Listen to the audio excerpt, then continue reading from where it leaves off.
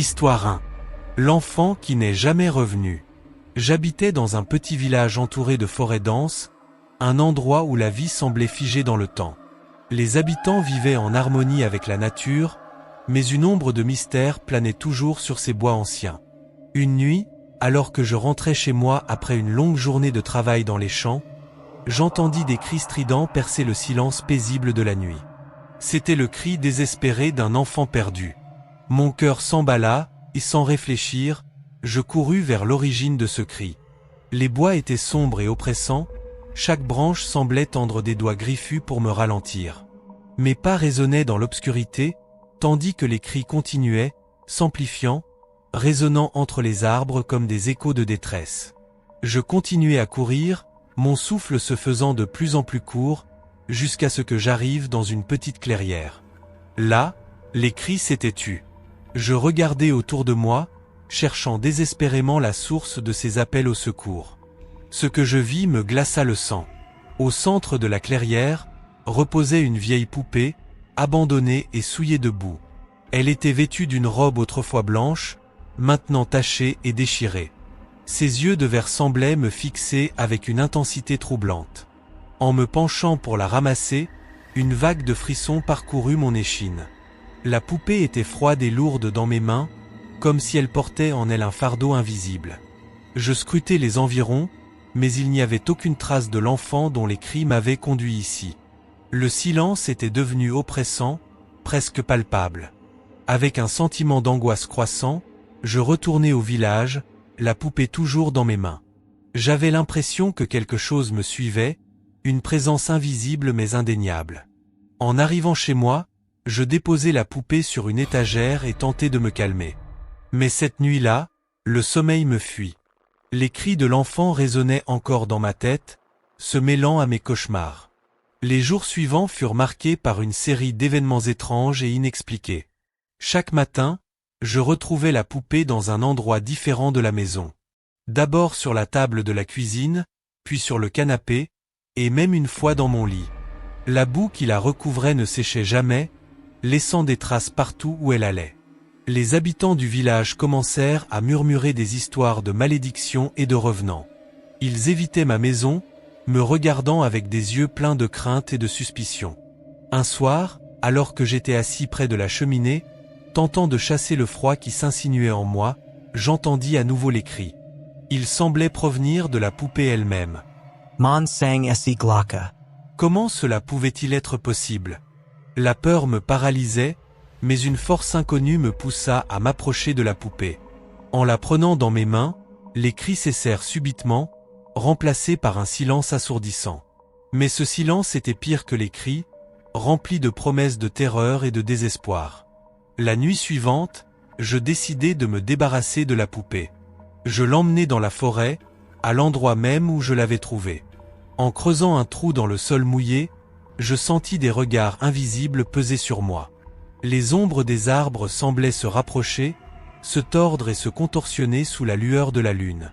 Je déposai la poupée dans le trou et la recouvris de terre. En rentrant chez moi, je me sentais libéré d'un poids immense. Mais cette sensation ne dura pas longtemps. Le lendemain matin, la poupée était de retour sur mon étagère, plus boueuse que jamais. La terre semblait encore fraîche, et des empreintes de petites mains couvertes de boue s'étalaient sur le sol de ma maison. La peur se transforma en terreur pure. Je savais que je ne pouvais plus rester dans cette maison. En rassemblant quelques affaires, je quittai le village, laissant derrière moi cette horreur indescriptible. Mais même en fuyant, je ne pouvais échapper à cette malédiction. Les cris de l'enfant me hantaient partout où j'allais, et la poupée apparaissait toujours, laissant des traces de boue fraîche. J'étais devenu un paria, un homme traqué par un esprit vengeur. Chaque nuit, les cauchemars me replongeaient dans cette forêt, face à cette poupée et aux cris désespérés de l'enfant. Des années ont passé, mais la terreur est restée. J'ai appris par la suite que la forêt près de mon village cachait une tragédie ancienne. Il y a des décennies, une petite fille avait disparu, et ses parents, désespérés, avaient parcouru les bois à sa recherche. Ils ne l'avaient jamais retrouvée, mais sa poupée, elle, était toujours là, portant le poids de leur chagrin et de leur désespoir. La légende dit que l'esprit de la petite fille hante encore ces bois, cherchant désespérément à retrouver sa famille, appelant à l'aide avec des cris qui résonnent dans la nuit. Aujourd'hui, je vis dans une autre région, loin de ce village maudit, mais la peur ne m'a jamais quitté. Les nuits sont toujours hantées par les échos de ces cris, et parfois, je crois voir la poupée dans un coin sombre de ma chambre. La malédiction est un fardeau que je porte, une horreur silencieuse qui me rappelle constamment ce qui se cache dans les ombres de notre monde. Et c'est ainsi que je vis, dans la terreur perpétuelle de ce que j'ai laissé derrière moi, mais qui refuse de me quitter. Histoire 2. La maison des murmures. Je vivais dans un petit village tranquille, un endroit où les traditions étaient respectées et les histoires anciennes racontées au coin du feu. Parmi ces histoires, une en particulier se distinguait par son caractère effrayant et mystérieux. Celle de la maison abandonnée au bout de la rue.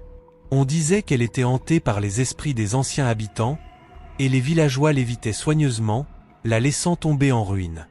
La curiosité est une compagne dangereuse, et la mienne était insatiable. Chaque jour, en passant devant cette maison délabrée, je sentais une attraction irrésistible, comme si elle m'appelait. Finalement, une nuit sans lune, je pris la décision d'y entrer, armé seulement d'une lanterne et de mon courage. L'air était glacial, et le silence de la nuit était perturbé seulement par le crissement de mes pas sur les feuilles mortes. La maison se dressait devant moi, sombre et menaçante, ses fenêtres béantes ressemblant à des orbites vides. Une fois sur le perron, j'hésitai un instant, mais la curiosité l'emporta sur la peur. J'ouvris la porte d'un geste brusque et entrai. À peine avais-je franchi le seuil que les murmures commencèrent. Des voix chuchotantes m'entouraient, semblant sortir des murs eux-mêmes. Ils chantaient mon nom, m'appelaient à l'aide, racontaient des secrets terribles. Je sentis un frisson parcourir mon échine. La maison semblait vivante, respirant de ses voix fantomatiques. Je fis quelques pas, éclairant le chemin devant moi avec la lanterne tremblante. Les murs étaient couverts de moisissures, et le sol craquait sous mes pieds. Les murmures devenaient de plus en plus distincts, plus pressants. « Viens, aide-nous, écoute nos histoires. » Je tentais de me convaincre que ce n'était que mon imagination, mais la terreur montait en moi. Les portes se fermaient seules derrière moi, emprisonnant l'air lourd de poussière et de désespoir. Chaque pièce que j'explorais était pire que la précédente. Dans le salon, les meubles étaient recouverts de draps blancs, semblables à des fantômes figés dans le temps. La cuisine était remplie d'ustensiles rouillés, comme si les habitants avaient quitté les lieux précipitamment. Les murmures continuaient, se superposant, se mélangeant, créant une cacophonie infernale. Je montais les escaliers, chaque marche produisant un grincement sinistre. À l'étage, les chambres étaient des tombeaux de souvenirs oubliés, des jouets brisés et des vêtements abandonnés jonchant le sol. Dans l'une des chambres, je trouvai un vieux journal. En l'ouvrant, les pages semblaient crispées et se décomposer sous mes doigts. Les écritures étaient presque illisibles, mais je pus déchiffrer quelques phrases parlant de rituels anciens et de sacrifices nécessaires pour apaiser les esprits tourmentés.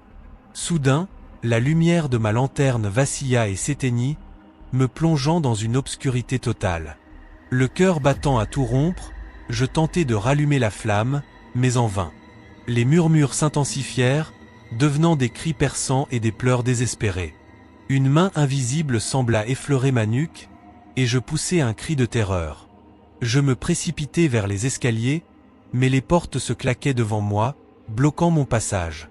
J'étais pris au piège. Les murs semblaient se refermer sur moi, et les voix résonnaient dans ma tête, amplifiant ma panique.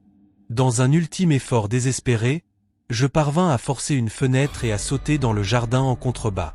Je me relevai en haletant, le corps meurtri par la chute, et courus à travers la cour envahie par les mauvaises herbes. Les murmures continuaient de me suivre, flottant dans l'air comme une malédiction vivante. En atteignant enfin ma maison, je m'effondrai sur le sol, tremblant de la tête aux pieds. Depuis cette nuit, les susurres ne m'ont jamais quitté. Ils me hantent jour et nuit, dans chaque recoin de ma maison et dans mes rêves les plus profonds. Les voix sont devenues plus claires, plus insistantes.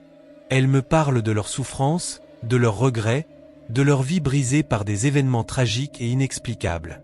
Je ne peux plus trouver la paix. J'ai tenté de parler à d'autres villageois de ce que j'ai vécu, mais ils me regardent avec une peur mêlée de pitié. Personne ne veut entendre parler de la maison des murmures, personne ne veut croire aux esprits qui l'habitent. Je suis devenu un paria, évité par tous, mais je ne peux leur en vouloir. Ils cherchent à se protéger de la terreur que j'ai involontairement libérée. Les nuits sont les pires. Les murmures deviennent des hurlements, des suppliques, des menaces. Ils me montrent des visions de la maison, des fragments de vie passée, des sacrifices oubliés. Je vois des visages déformés par la douleur, des yeux remplis de larmes de sang. Ils m'accusent, me demandent de les libérer de leur tourment éternel. J'ai tenté de fuir le village, de mettre le plus de distance possible entre moi et cette maison maudite. Mais les murmures me suivent, peu importe où je vais. Ils sont gravés dans mon esprit, comme une malédiction indélébile. Même dans les villes les plus animées, je les entends, cachés derrière le bruit de la vie quotidienne. Les médecins disent que je suis victime d'hallucinations causées par un traumatisme. Ils me prescrivent des médicaments pour calmer mes nerfs, mais rien ne fonctionne. Les esprits sont réels, et ils ne me laisseront jamais en paix.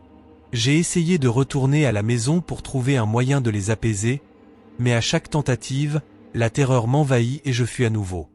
La maison des murmures est devenue une obsession.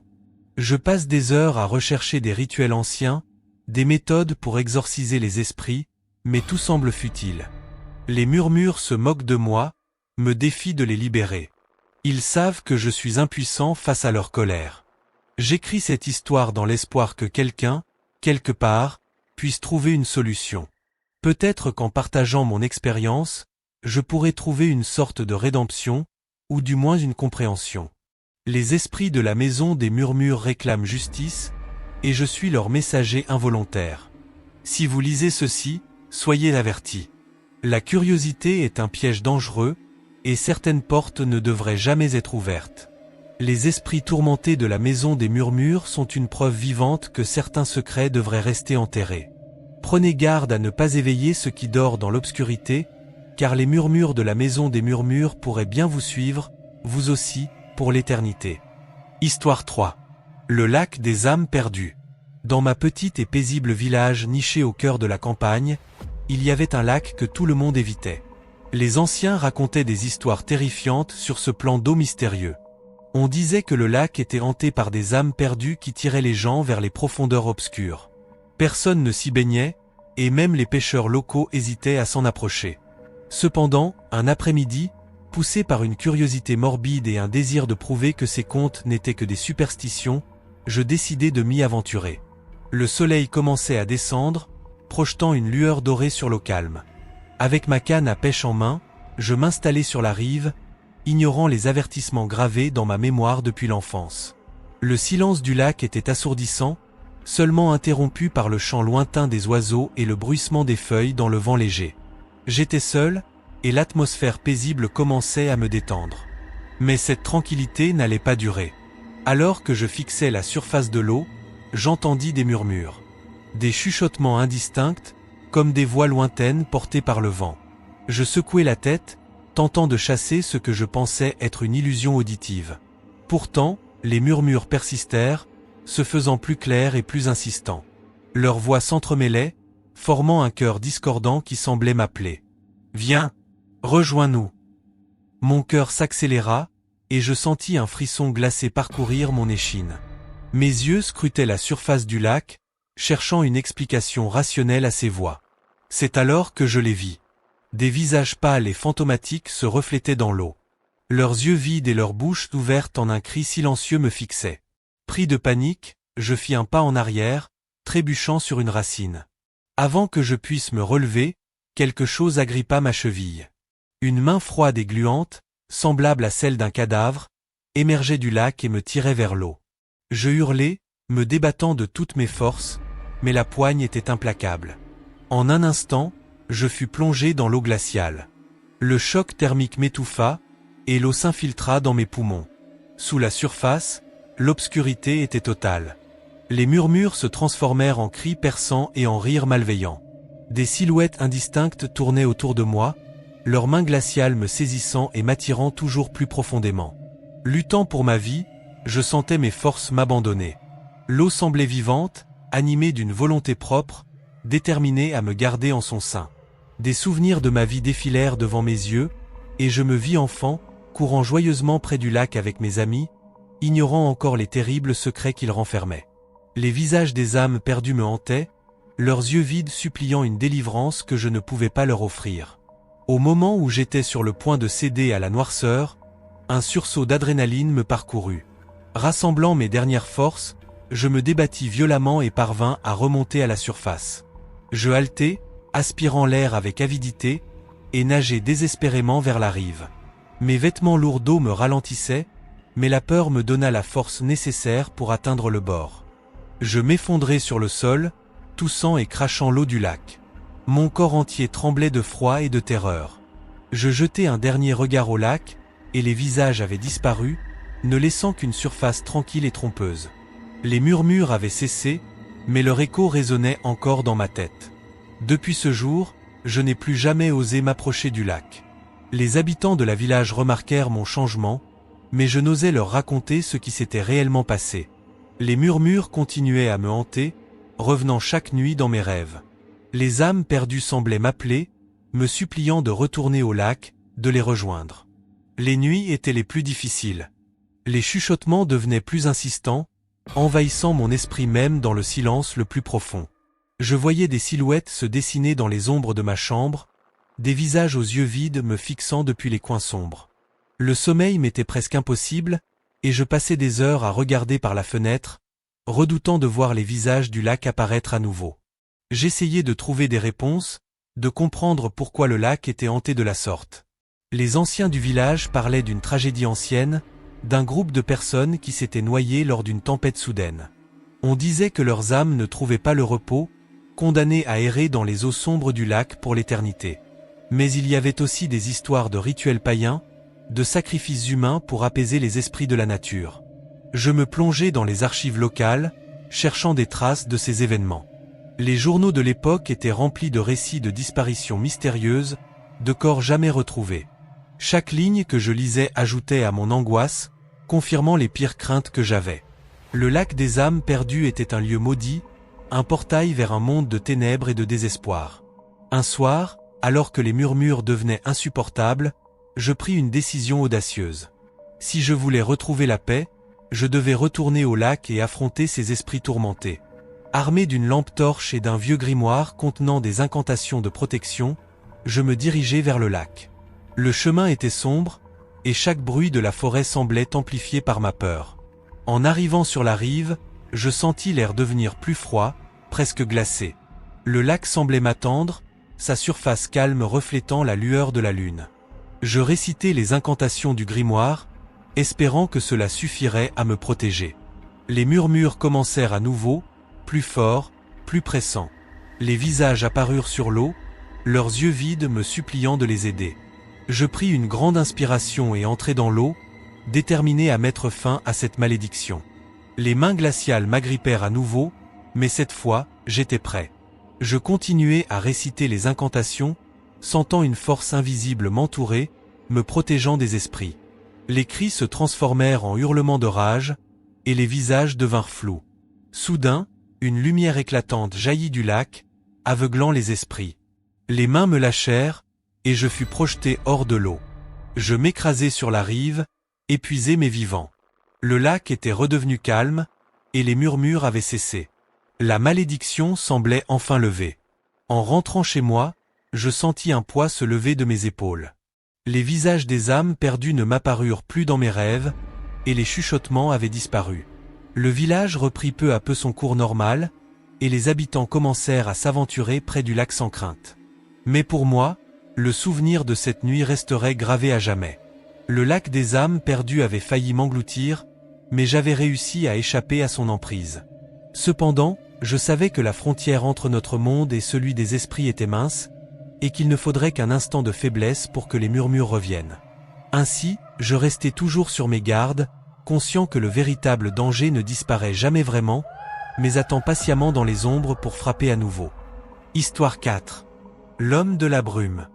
Ce matin-là, une épaisse brume enveloppait notre petit village, créant une atmosphère étrange et oppressante. Les anciens disaient toujours que la brume apportait des présages de malheur, et ce jour-là, je compris pourquoi. Alors que je me dirigeais vers ma maison, j'avais l'impression que quelque chose n'allait pas, que quelque chose d'invisible m'observait. La brume était si dense que je pouvais à peine voir mes pieds, et chaque pas que je faisais résonnait étrangement dans le silence lourd.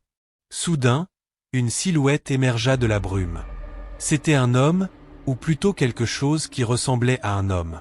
Il était grand et mince, sa silhouette se dessinant vaguement dans la brume épaisse. Ce qui me glaça le sang, c'était qu'il n'avait pas de visage. Juste une forme sombre, sans trait distinct. Je m'arrêtai net, mon cœur battant la chamade. L'homme de la brume se tenait là, immobile, me fixant de son absence de visage. J'avais envie de fuir, mais mes jambes semblaient paralysées. Puis, il fit un pas vers moi, puis un autre. Chaque mouvement était lent et délibéré, comme s'il savourait ma peur. Je pris une grande inspiration et me forçai à bouger. Je me retournai et commençai à marcher rapidement, espérant échapper à cette apparition. Mais plus je marchais, plus la sensation d'être suivi s'intensifiait. Je me retournai brièvement et vis la silhouette toujours derrière moi, se mouvant silencieusement à travers la brume. Son absence de visage rendait la scène encore plus terrifiante, comme si un vide menaçant me poursuivait. Enfin, j'atteignis ma maison et me précipitai à l'intérieur, claquant la porte derrière moi. Mon cœur battait encore frénétiquement dans ma poitrine. Je restai un moment adossé à la porte, tentant de retrouver mon calme. Les minutes passèrent, et le silence retomba sur la maison. Peut-être que tout cela n'était qu'une hallucination, une illusion causée par la brume. Cette nuit-là, alors que je me préparais à aller me coucher, j'entendis un bruit étrange venant de l'extérieur. C'était un léger tapotement, presque imperceptible. Curieux mais inquiet, je m'approchai de la fenêtre et tirai légèrement le rideau. Mon sang se glaça à nouveau. L'homme de la brume se tenait là, juste de l'autre côté de la fenêtre, me fixant de son visage inexistant. Ses doigts fins et longs tapotaient doucement contre la vitre, créant un rythme sinistre. Je reculai précipitamment, trébuchant sur une chaise. Comment avait-il pu me suivre jusqu'ici? Et que voulait-il? Je m'emparai de mon téléphone et composai le numéro de la police, mais le signal était étrangement brouillé. La panique s'empara de moi, et je courus jusqu'à la porte d'entrée pour m'assurer qu'elle était bien verrouillée. Les tapotements contre la fenêtre continuèrent, incessants et rythmés, comme un sinistre compte à rebours. Je passai une nuit blanche, assis dans un coin de la pièce, fixant la fenêtre avec appréhension. L'homme de la brume restait là, immobile, ses doigts continuant leur danse macabre sur la vitre. Lorsque les premiers rayons du soleil percèrent enfin la brume, la silhouette disparut lentement, comme si elle se dissolvait dans la lumière du jour. Épuisé et terrifié, je tentais de comprendre ce qui s'était passé. Les jours suivants, la brume s'était dissipée, mais la peur demeurait. Je n'osais plus sortir après la tombée de la nuit, redoutant de revoir l'homme de la brume. Mes voisins commencèrent à remarquer mon comportement étrange, mais je n'osais pas leur parler de ce que j'avais vu. Qui me croirait? On me prendrait pour un fou. Une semaine plus tard, alors que je rentrais chez moi après une longue journée de travail, je sentis à nouveau cette présence oppressante. La brume n'était plus là, mais la peur persistait. Lorsque j'atteignis ma porte, je trouvai une étrange marque gravée dans le bois. C'était un symbole que je ne reconnaissais pas, un cercle avec des lignes entrelacées à l'intérieur. Cette nuit-là, les tapotements à la fenêtre reprirent. Cette fois, ils étaient plus insistants, plus frénétiques. Je ne pouvais plus ignorer ce qui se passait. Je devais comprendre ce que cette entité voulait de moi. Je décidai de me confronter à l'homme de la brume. Armé d'un couteau et d'une détermination née de la terreur, j'ouvris la porte d'entrée et sortis dans la nuit noire. Il était là, comme toujours, me fixant de son visage sans trait. Je brandis le couteau devant moi, tentant de masquer ma peur. « Que veux-tu » criai-je, ma voix résonnant dans le silence nocturne. L'homme de la brume resta immobile, mais les tapotements cessèrent. Il leva lentement une main et pointa vers la forêt au-delà de la village. Comprenant qu'il me menait quelque part, Je pris une grande inspiration et suivis son geste. Chaque pas que je faisais semblait amplifié dans la nuit, et l'homme de la brume me suivait de près. Nous atteignîmes un vieux cimetière abandonné, que je n'avais jamais remarqué auparavant.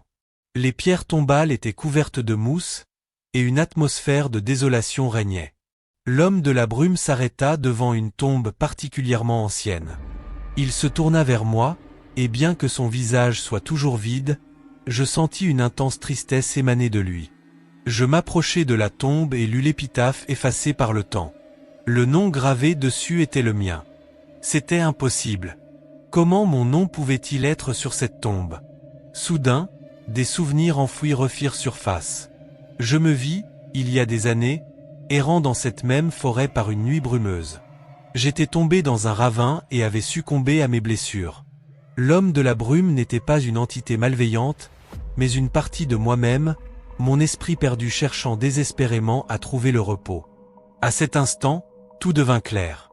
La brume, les tapotements, les visions terrifiantes, tout cela faisait partie de mon propre cauchemar, un rêve dont je ne pouvais m'échapper tant que je n'acceptais pas ma propre mort.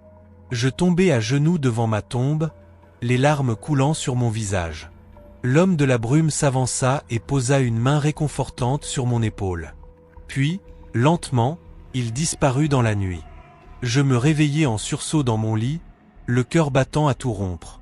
Était-ce seulement un rêve? Je me précipitai dehors et trouvai la tombe exactement là où elle se trouvait dans mon rêve. La vérité m'envahit comme une vague glaciale. Acceptant enfin mon sort, je sentis une paix étrange m'envahir. L'homme de la brume ne réapparut jamais, et les tapotements cessèrent pour de bon. Depuis ce jour, je sais que même dans la mort, il est possible de trouver la paix. Et chaque fois que la brume envahit la village, je pense à cet homme sans visage et à la réconciliation que nous avons trouvée ensemble. Histoire 5. La forêt des enfants perdus. Il y a des années, j'habitais une petite village entourée par une forêt dense et mystérieuse. Les anciens racontaient des histoires de la forêt, des légendes effrayantes sur des enfants qui s'y perdaient et ne revenaient jamais. Je n'avais jamais prêté beaucoup d'attention à ces récits, les considérant comme des contes pour effrayer les enfants. Jusqu'à ce jour fatidique où je décidai d'y pénétrer pour chercher du bois de chauffage. La journée était calme, le soleil perçait à travers le feuillage dense, créant des jeux d'ombre et de lumière sur le sol forestier. J'avais l'impression que chaque pas que je faisais me rapprochait un peu plus d'un secret enfoui. Après avoir ramassé quelques branches, je continuais à m'aventurer plus profondément dans la forêt, attiré par une étrange curiosité. Soudain, je tombai sur une clairière que je n'avais jamais vue auparavant. Elle semblait sortie d'un autre temps. Des jouets anciens, usés par les éléments, étaient éparpillés sur le sol. Des poupées de chiffon, des chevaux à bascule en bois, et des toupies rouillés. Une sensation de malaise s'empara de moi, mais ma curiosité me poussa à avancer. Alors que je m'accroupissais pour examiner une vieille poupée, j'entendis des rires enfantins résonner autour de moi. Je me redressai brusquement, le cœur battant, et scrutai les environs. Des ombres filaient entre les arbres, trop petites pour être des adultes. Les rires se faisaient de plus en plus forts, me donnant l'impression d'être observé de toutes parts. Tentant de garder mon calme, je décidai qu'il était temps de partir. Mais chaque pas que je faisais semblait me mener plus profondément dans la forêt, et non vers la sortie. La lumière du jour commençait à faiblir, et les ombres des arbres s'allongeaient, créant des formes inquiétantes. Les rires se transformèrent en murmures sinistres, et je sentis des mains petites et glaciales effleurer mes bras, me tirant doucement mais fermement dans des directions opposées. Le désespoir s'empara de moi. Je savais que je devais sortir de cette forêt maudite, mais chaque tentative se soldait par un échec. Les heures passaient, et la nuit tomba, enveloppant la forêt d'un voile de ténèbres. Les murmures se faisaient plus pressants, les mains plus insistantes. J'avais l'impression de marcher en cercle, revenant sans cesse à cette clairière hantée par les jouets et les rires des enfants perdus. Ma lampe torche commençait à faiblir, et une peur primale s'empara de moi. J'étais à bout de force, et les rires semblaient se moquer de mon impuissance. Soudain, au milieu de cette cacophonie de murmures et de rires, j'entendis une voix plus claire, plus distincte.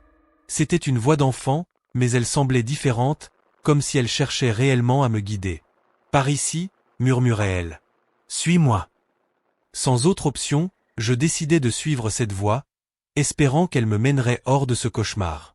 Je suivis les murmures de l'enfant à travers la forêt sombre, trébuchant sur des racines et des pierres. Les autres voix tentaient de me distraire, de me faire dévier de mon chemin, mais je m'accrochais désespérément à cette lueur d'espoir.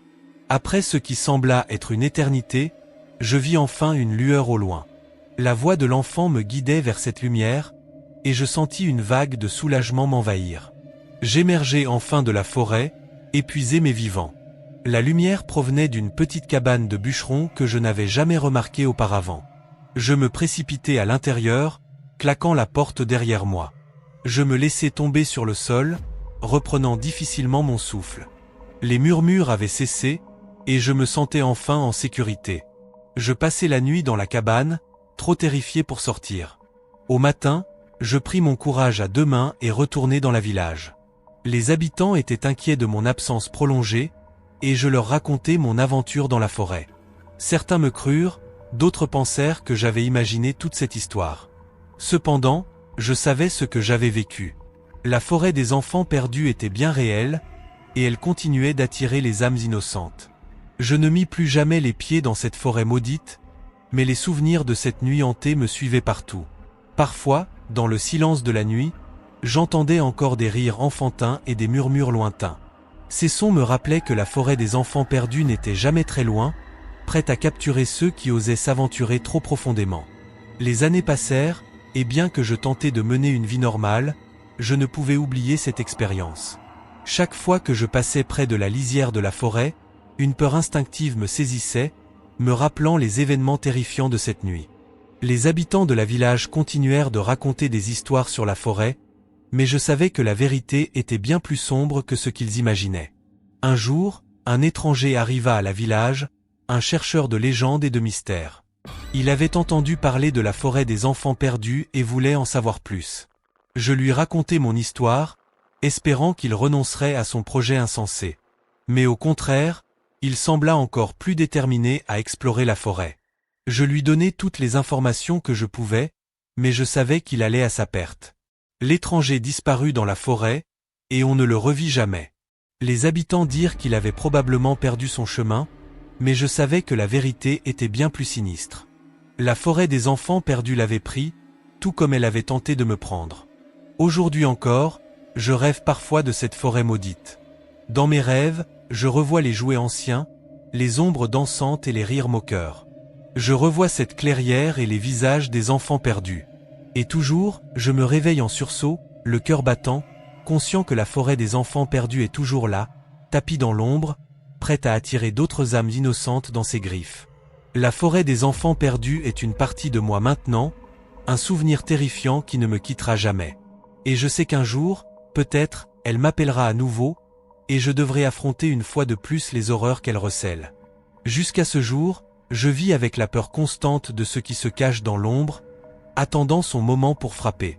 Histoire 6. Le cimetière oublié. Il y a des années, j'habitais une petite village niché au creux d'une vallée. Les collines environnantes étaient couvertes de forêts denses et sombres, et il y avait une colline en particulier que tout le monde évitait.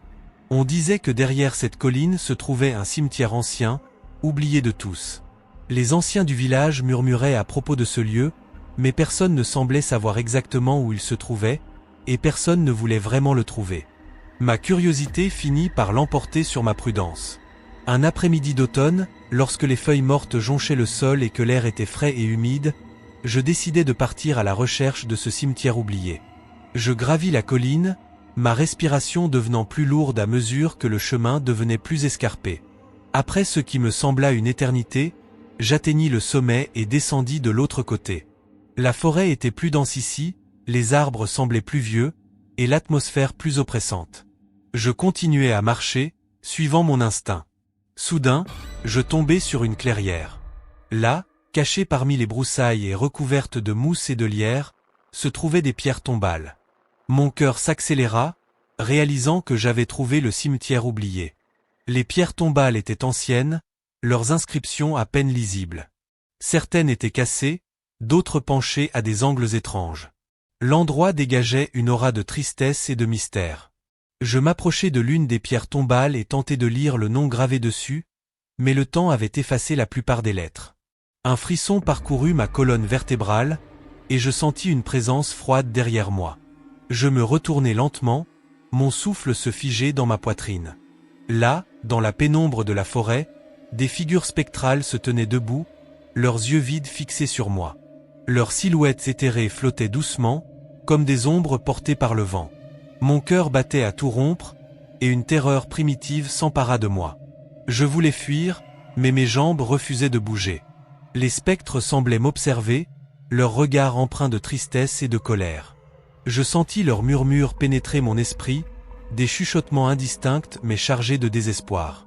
Finalement, rassemblant tout mon courage, je me mis à courir. Je trébuchais sur des racines et des pierres, mon souffle court, mon cœur battant la chamade. Je ne m'arrêtai pas avant d'avoir atteint le sommet de la colline. Essoufflé, je jetai un dernier regard en arrière. Les spectres avaient disparu, mais je savais qu'ils étaient toujours là, cachés dans l'ombre, me regardant fuir. Je redescendis la colline aussi vite que possible et rentrai chez moi, l'esprit tourmenté par ce que j'avais vu. Cette nuit-là, je ne pus trouver le sommeil. Chaque fois que je fermais les yeux, je revoyais les visages des spectres, leurs yeux vides, leurs murmures désespérés. Finalement, épuisé, je m'endormis. C'est alors que les cauchemars commencèrent. Je me retrouvai de nouveau dans le cimetière, mais cette fois, il faisait nuit. La lune brillait faiblement à travers les arbres, projetant des ombres inquiétantes. Les pierres tombales semblaient plus nombreuses, et les murmures étaient plus forts, plus clairs. Les spectres étaient là, entourant la clairière, leurs regards fixés sur moi. Ils s'approchèrent lentement, leurs mains éthérées tendues vers moi. Je voulus crier, mais aucun son ne sortit de ma bouche. Les spectres commencèrent à chuchoter, leurs voix se mêlant en un murmure assourdissant. Ils racontaient des histoires de trahison, de chagrin et de mort.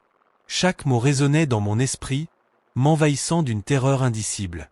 Je me réveillai en sursaut, couvert de sueur froide. Les murmures résonnaient encore dans mes oreilles, et je compris que ce n'était pas seulement un rêve. Les spectres m'avaient suivi, et ils ne comptaient pas me laisser en paix. Les nuits suivantes furent identiques.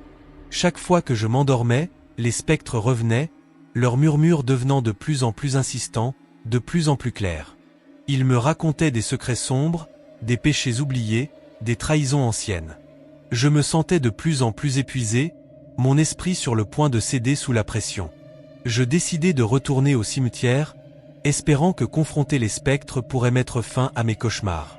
Un soir, armé de courage et d'une lampe torche, je gravis de nouveau la colline et pénétrai dans la forêt sombre. La clairière était toujours là, silencieuse et oppressante. Je m'approchai d'une pierre tombale, et avec une détermination renouvelée, je commençai à lire les noms gravés.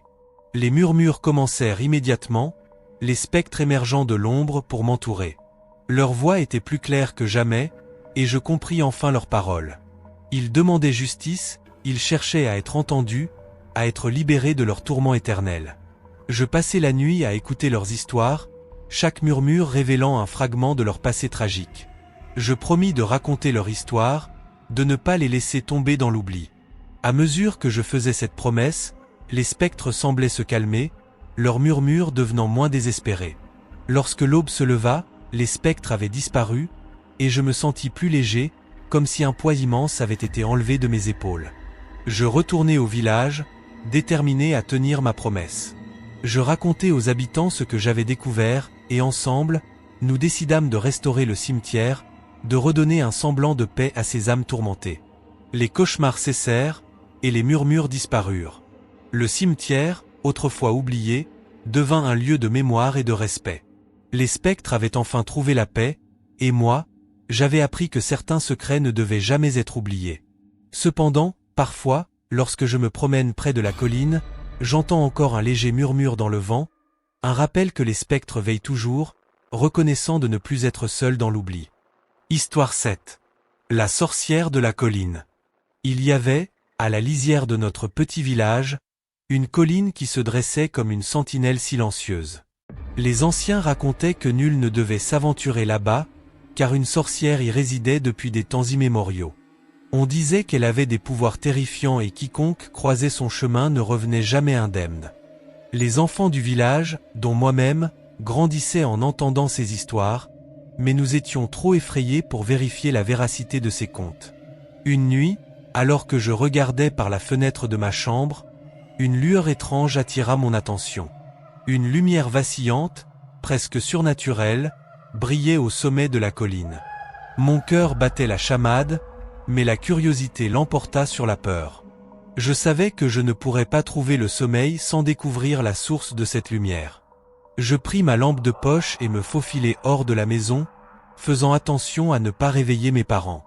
La montée vers la colline était plus difficile que je ne l'avais imaginé. Le sentier était envahi par la végétation, et l'obscurité semblait s'épaissir à chaque pas. Le silence était oppressant, seulement brisé par le bruit de mes propres pas sur les feuilles mortes. Plus je me rapprochais du sommet, plus la lumière devenait intense, presque hypnotique. Enfin, j'arrivai au sommet et découvris une scène qui me glaça le sang. Au centre d'une clairière se trouvait une vieille femme, son apparence macabre éclairée par les flammes d'un grand feu. Elle était courbée sur un caldérao, remuant une substance épaisse et bouillonnante. Ses vêtements étaient en lambeaux, et ses cheveux gris tombaient en mèches désordonnées autour de son visage pâle et ridé. Je tentai de me cacher derrière un arbre, mais une branche craqua sous mon pied, trahissant ma présence.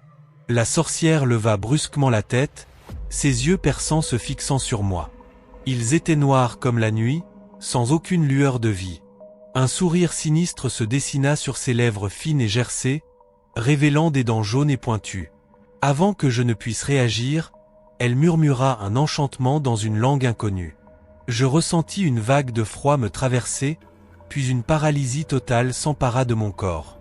Je ne pouvais plus bouger, mes muscles figés par une force invisible. Mon cœur battait de plus en plus fort, et une sueur froide coulait le long de mon dos. La sorcière s'approcha lentement, ses mouvements délibérés et calculés. Elle tendit une main squelettique vers mon visage, ses ongles longs et crochus effleurant ma joue. Je voulais crier, mais aucun son ne sortait de ma bouche. Ses yeux, si proches des miens, semblaient lire dans mon âme, révélant toutes mes peurs les plus profondes. Elle murmura encore, et soudain, je sentis une douleur aiguë envahir mon esprit, comme si des griffes invisibles fouillaient mes pensées. Des images horribles défilaient devant mes yeux fermés, des visions de mort, de souffrance et de désespoir. Chaque image était plus terrifiante que la précédente, et je me sentais sombrer dans une folie inéluctable. Puis, aussi soudainement que cela avait commencé, la douleur cessa. La sorcière recula, son sourire plus large et plus cruel que jamais. « Tu es maintenant marqué par ma malédiction », dit-elle d'une voix rauque et sifflante. « Où que tu ailles, quoi que tu fasses, je serai toujours avec toi, dans tes rêves, dans tes cauchemars. » La paralysie se dissipa, et je tombai à genoux, épuisé et terrifié. Rassemblant toutes mes forces, je me relevai et courus aussi vite que possible. Je dévalai la colline, trébuchant et tombant, mais je n'osais pas m'arrêter. Le rire sinistre de la sorcière résonnait derrière moi, se mêlant au vent qui sifflait entre les arbres. Je rentrai chez moi, tremblant de peur. Je me glissai dans mon lit, espérant que tout cela n'était qu'un horrible cauchemar. Mais chaque nuit, les visions revenaient. La sorcière hantait mes rêves, ses yeux noirs me poursuivant dans les ténèbres de mon esprit. Je me réveillais en sursaut, couvert de sueur, le cœur battant à tout rompre. Les jours passèrent, mais la peur ne me quittait pas. La malédiction de la sorcière pesait sur moi comme un fardeau insupportable. Je ne pouvais en parler à personne, de peur qu'on ne me croie pas, ou pire, qu'on se moque de moi. Alors, je souffrais en silence, vivant chaque jour dans l'ombre de cette terrible rencontre. Un soir, désespéré et épuisé, je décidai de retourner à la colline. Peut-être que la confrontation avec la sorcière, une fois de plus, pourrait briser la malédiction. J'avais peu d'espoir, mais je devais essayer quelque chose. Je pris une profonde inspiration et gravis de nouveau la colline. La clairière était vide cette fois-ci, le feu éteint, le caldérao disparu. Le silence était lourd, presque palpable. Je m'approchai de l'endroit où la sorcière avait été, et m'agenouillai. « S'il te plaît, murmurai-je, laisse-moi en paix. » Mais aucune réponse ne vint. Le vent soufflait doucement, mais il n'y avait pas de murmure, pas de rire sinistre. Je me relevai, sentant une étrange sensation de calme. Peut-être que la sorcière avait décidé de me laisser tranquille, ou peut-être que ma supplication avait été entendue. Je redescendis la colline, et cette nuit-là, pour la première fois depuis longtemps, je dormis sans cauchemar. Les jours suivants, je me sentis de plus en plus léger, comme si un poids avait été enlevé de mes épaules. La peur commençait à s'estomper, et je commençais à croire que la malédiction était levée. Mais parfois, lorsque le vent souffle fort et que la nuit est particulièrement sombre, je pense entendre un léger murmure, un écho lointain du rire de la sorcière. Et je me rappelle que certaines choses ne disparaissent jamais vraiment, qu'elles restent toujours tapies dans l'ombre, prêtes à revenir lorsque nous nous y attendons le moins. Histoire 8. La nuit des âmes. C'était une tradition ancienne dans notre village, un soir précis de l'année où le silence s'installait comme un lourd manteau sur les toits et les ruelles. Personne ne sortait de chez soi, et même les animaux semblaient comprendre l'importance de cette nuit. On racontait que c'était la nuit des âmes, le moment où les morts revenaient parmi les vivants. Les anciens murmuraient des histoires terrifiantes de rencontres avec les esprits, de visions macabres et de disparitions inexplicables. En grandissant, j'avais entendu ces récits maintes et maintes fois. Mais la curiosité et le scepticisme de la jeunesse m'avaient poussé à douter de leur véracité. Je voulais voir par moi-même, prouver que tout cela n'était que des superstitions et des contes de vieilles femmes. Cette année-là, j'avais décidé de défier la tradition et de sortir de chez moi pendant la nuit des âmes. Le soir venu, l'atmosphère était différente, plus lourde, plus oppressante. Le silence était presque assourdissant, et la seule lumière provenait des rares lanternes allumées derrière les fenêtres fermées. Je pris une grande inspiration, me rappelant de ne pas montrer ma peur. En ouvrant la porte, une brise froide et désagréable me frappa le visage, comme un avertissement. Je marchais dans les rues désertes, chaque pas résonnant étrangement fort dans le silence. Les maisons semblaient m'observer, leurs fenêtres sombres comme des yeux accusateurs.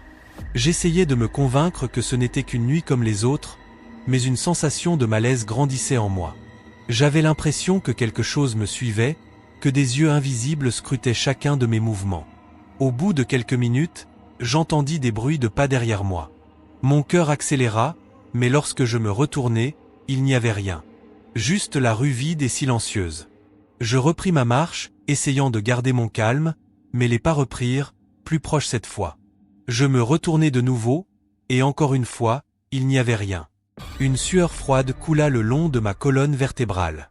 J'accélérai le pas, le cœur battant à tout rompre, et les pas derrière moi firent de même.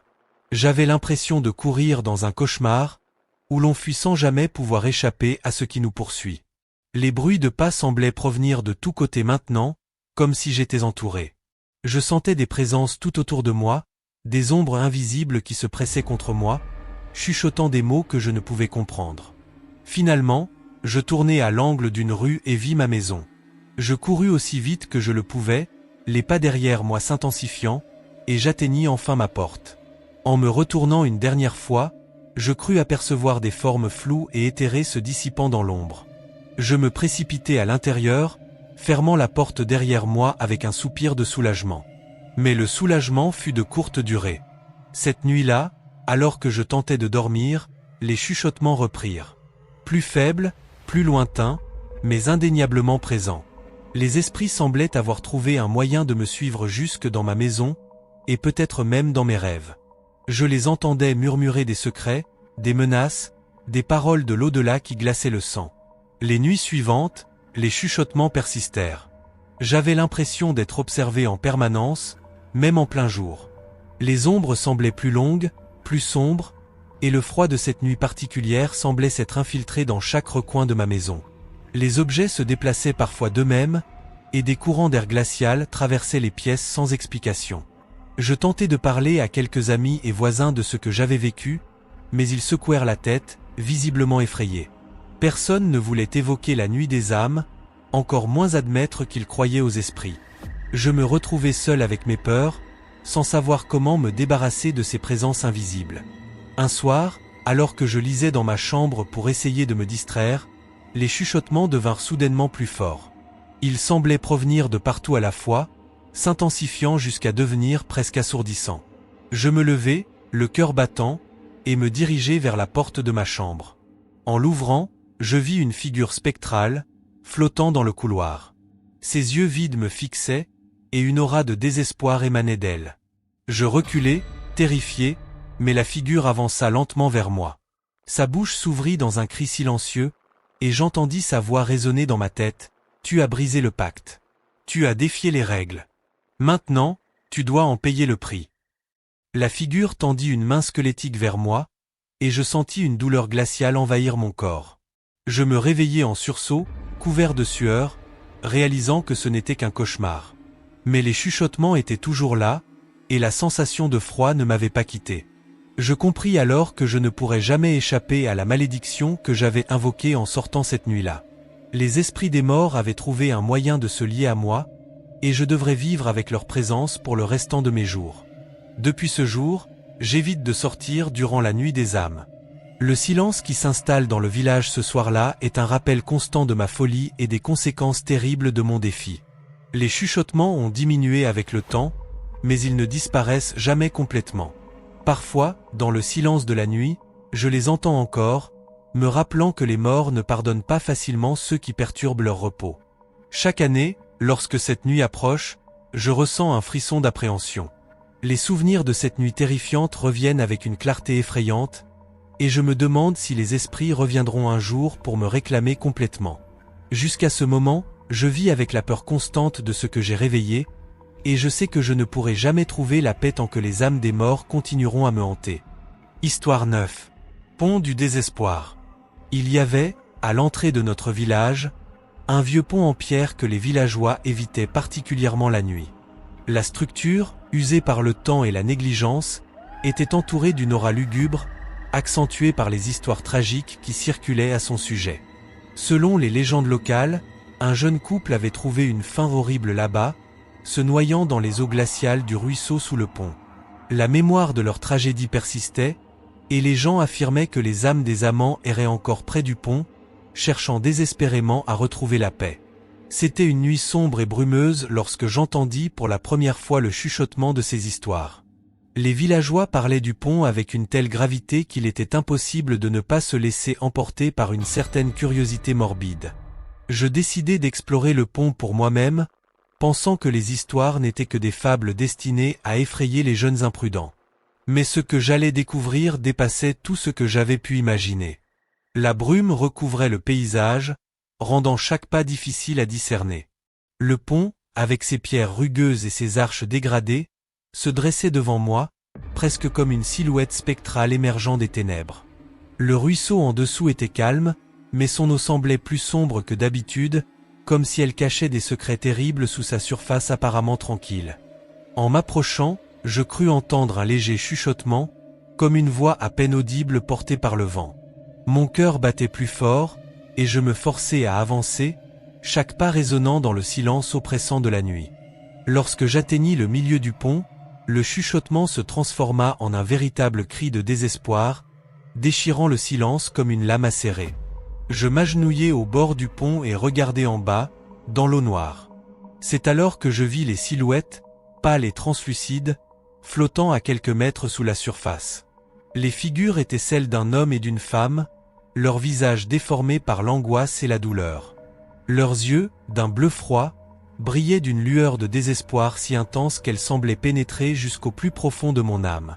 Les deux fantômes tentaient désespérément de sortir de l'eau, leurs mouvements lents et laborieux, comme s'ils luttaient contre une force invisible qui les retenait.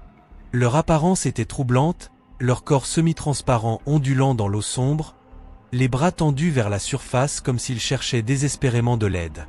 Leurs cris silencieux résonnaient dans mon esprit, remplis de terreur et de tristesse. Je tendis la main vers eux, espérant de tout cœur les aider à trouver la paix. Mais dès que mes doigts touchèrent l'eau, je ressentis une froideur extrême, une douleur qui pénétrait jusqu'à mes os. Mes mains passèrent à travers les spectres, comme si je tentais de saisir de la fumée. La sensation était indescriptible, un mélange d'impuissance et de désespoir qui me glaça jusqu'à la moelle. Les visages des fantômes étaient déformés par la douleur et la supplication, leurs yeux cherchant désespérément une échappatoire. Je pouvais voir la profondeur de leur souffrance, leur angoisse palpable. Les cris silencieux des âmes perdues étaient presque insupportables, comme si chaque hurlement était un appel à l'aide que personne ne pouvait entendre. Je reculai brusquement, le cœur battant la chamade, et tombai à genoux sur le pont. Les figures fantomatiques continuèrent à bouger sous l'eau, leurs mouvements devenant de plus en plus faibles, comme s'ils se débattaient contre une force qui les tirait inexorablement vers le fond. Le pont sembla se mettre à trembler sous moi, et un vent glacial se leva, faisant tourbillonner la brume autour de moi. Je me levai et courus hors du pont, les cris des esprits résonnant encore dans mon esprit. En rentrant chez moi, je sentis une présence oppressante autour de moi, comme si les âmes tourmentées du ruisseau m'avaient suivi jusque dans ma propre maison. Cette nuit-là, je fus hanté par des rêves agités, où les figures translucides revenaient encore et encore, leurs cris désespérés se mêlant au chuchotement du vent. Depuis cette nuit, je n'ai jamais osé retourner près du pont. Le simple fait de penser à cette soirée me plonge dans une terreur viscérale. La tragédie des amants et leurs cris silencieux me hantent chaque fois que je passe près du pont, même de loin. Le vieux pont, avec son eau sombre et ses pierres usées, est devenu un symbole de désespoir et de douleur, et je sais que les âmes perdues qui y résident ne trouveront jamais de repos tant que leurs cris continueront de résonner dans la nuit. Chaque année, à la même date, la brume semble devenir plus épaisse, et les chuchotements des esprits résonnent plus fort dans le silence de la nuit. Je reste cloîtré chez moi, incapable d'échapper à l'ombre de ce que j'ai vu. Le pont du désespoir est devenu un lieu maudit, et je sais que je ne pourrai jamais échapper au souvenir de cette nuit terrifiante. Les âmes des amants continuent à errer, prisonnières de leur tragédie, et leur désespoir persiste, ancré dans les profondeurs de la rivière sous le vieux pont. Histoire 10. Le épouvantail vivant. Les champs autour de notre village étaient protégés par une série d'épouvantails usés, leurs silhouettes inquiétantes se dressant contre l'horizon. Chacun de ces gardiens de paille avait été fabriqué avec soin par les villageois pour éloigner les corbeaux et autres nuisibles. Cependant, ces créatures de paille avaient aussi une réputation étrange. Les anciens racontaient que parfois, pendant les nuits de tempête, les épouvantails semblaient presque vivants, comme s'ils avaient une conscience propre. J'avais toujours pris ces histoires pour des superstitions, jusqu'à ce que je vive moi-même une expérience qui me changerait à jamais. C'était une nuit particulièrement violente, la tempête rugissait comme une bête enragée. Les vents hurlants secouaient les arbres et la pluie tambourinait contre les fenêtres. Je me tenais près de la cheminée, tentant de me réchauffer et de trouver un peu de réconfort. Les hurlements du vent semblaient presque vivants, se mêlant au crépitement du feu. C'était dans cette cacophonie de bruit que je remarquai quelque chose d'étrange. Un des épouvantails, qui avait été posté dans un champ à une certaine distance de chez moi, avait disparu. Je n'y pensais pas davantage, persuadé qu'il avait été emporté par le vent. Mais le lendemain matin, en sortant pour aller au marché, je vis une figure familière se tenir devant ma maison. Mon cœur se serra lorsque je réalisai que c'était l'épouvantail manquant, maintenant posé juste devant ma porte. Ses yeux, faits de vieux boutons noirs, semblaient étrangement vifs et pénétrants, comme s'ils observaient chaque mouvement que je faisais. La tête de paille, ornée d'un vieux chapeau décoloré et d'une chemise râpée, me fixait avec une intensité qui me glaçait le sang. Je tentais de me convaincre que c'était simplement un effet de la lumière du matin et de la fatigue. Mais, lorsque je sortis pour le replacer dans le champ, je remarquai quelque chose de plus sinistre. Les yeux de l'épouvantail semblaient bouger légèrement, comme s'ils suivaient mes mouvements. Je haussai les épaules, essayant de rationaliser ce phénomène étrange, et ramener l'épouvantail à sa place initiale. La nuit suivante, alors que la tempête avait cessé et que le calme était revenu, je m'endormis difficilement, inquiet de ce que j'avais vu. À peine m'étais-je endormi que je fus réveillé en sursaut par un bruit sourd. Mes yeux s'ouvrirent sur le noir complet de ma chambre. Je me redressai, le cœur battant, et regardai autour de moi. Le silence était oppressant, interrompu seulement par le tic-tac de l'horloge. C'est alors que je remarquai une silhouette à la fenêtre, une ombre menaçante se découpant contre les rideaux. Je me levai lentement et me dirigeai vers la fenêtre. La vue extérieure était noyée dans l'obscurité, mais je pouvais distinguer une forme familière se tenant là, sur le seuil de ma maison. C'était l'épouvantail, mais maintenant il était directement à ma fenêtre, ses yeux brillants et effrayants observant à l'intérieur. Je reculais, horrifié, tandis que la silhouette semblait se mouvoir lentement, ses bras de paille s'agitant dans un mouvement presque imperceptible. Je tentais d'ouvrir la fenêtre pour me libérer de cette vision horrifique, mais mes mains tremblantes ne parvenaient pas à déverrouiller le mécanisme. La terreur m'envahit, mes pensées devenant confuses et désordonnées. L'épouvantail resta là, immobile mais menaçant, ses yeux fixés sur moi comme s'il cherchait à lire mes pensées les plus profondes. Je passai le reste de la nuit à m'agiter dans mon lit, les yeux rivés sur la silhouette qui se tenait toujours là, immobile mais omniprésente. À l'aube, je m'approchai lentement de la fenêtre, espérant que la lumière du jour dissiperait l'illusion. Lorsque je tirai les rideaux, l'épouvantail avait disparu. J'examinai l'extérieur avec soin, mais il n'y avait aucun signe de la créature de paille. Avec un mélange de soulagement et de peur, je sortis et allai vérifier le champ. L'épouvantail était de nouveau en place, comme si rien ne s'était passé. Mais, lorsque je regardai de plus près, je remarquai que ses yeux, bien que faits de boutons, semblaient encore plus intenses, comme s'ils avaient été déplacés. Les jours suivants, je fis tout ce qui était en mon pouvoir pour éviter de penser à l'épouvantail. Mais chaque nuit, je ressentais une présence étrange autour de ma maison, un malaise persistant que je ne pouvais pas expliquer. Les murmures de la tempête de la nuit précédente semblaient s'attarder, et chaque craquement dans la maison me faisait sursauter. La peur que je ressentais était palpable, et il me semblait que les yeux de l'épouvantail me suivaient partout où j'allais. Une nuit, alors que je me tenais à la fenêtre pour essayer de voir quelque chose d'anormal, je vis une ombre se déplacer furtivement à la lisière du champ. Je ne pouvais pas distinguer clairement ce que c'était, mais la silhouette semblait étrangement familière. La terreur me paralysa, et je m'empressai de fermer les rideaux, le cœur battant la chamade. Finalement, j'évitai de sortir la nuit et de regarder par la fenêtre, craignant que l'épouvantail ne revienne.